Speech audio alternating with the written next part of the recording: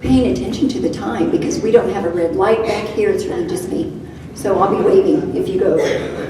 Lieutenant Governor Askins, please make your remarks. Thank you very much, and I join my colleagues in saying, again, thank you to Leadership Oklahoma, President Seacrest, and the entire staff and administration here at OCCC. It's wonderful to be back on campus and to see the completion of some of the work that was going on some of the last times that we had an opportunity to visit here. Well, when you hear, and I know this crowd, I know, those of us that have been involved in Leadership Oklahoma and understand why you are here and why the program is supporting this candidate forum. We've been in a forum earlier today talking about issues, and somebody, almost wants to say, in light of all of the presentations, we heard Treasurer Meacham and then David Blatt also talk about revenue projections and what has happened historically, is why would anyone want to run for governor at this particular point in time?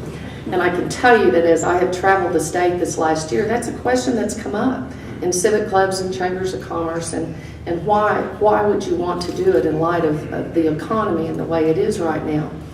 And it's exactly because a year ago, this week, when I announced for governor, we knew what the situation was getting ready to be, and it's exactly the reason why I'm choosing to run.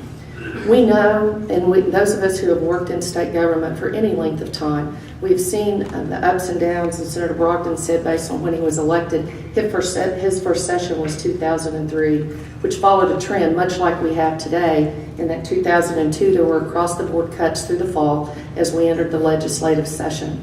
And for those of us who have had an opportunity to work in the legislative appropriation process, I know, we went through reductions in gross production tax in 1997, when just before that we had tried to do a reduction in Oklahoma's income tax understanding. It was what we needed to do to try to make us competitive, but because we were concerned about our economy and concerned about our revenue, we put a trigger in it that if revenues went down, if the production tax went down, we would go back up so we wouldn't lose our base.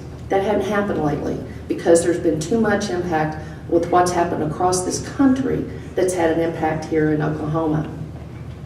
I too come from a small business background, but mine started a little bit earlier than when I was 17. When I was in the 6th grade, my dad asked me to keep his books. Now, he had a small business. It was a family business. I posted his checkbooks and I posted his receipts and disbursement books. He had me add them up every month. And at the end of the year, I added up every month to get the year in total. And if I was a penny off, I had to go back and find it.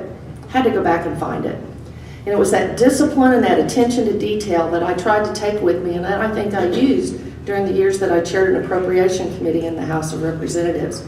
And it's that kind of experience coupled with my understanding of state government that I think are exactly the skills and experience the state of Oklahoma needs as we try to set the standard and lay the foundation for what our children need to help us go through Oklahoma's second 100 years. Thank you for being here tonight and allowing us an opportunity to visit with you.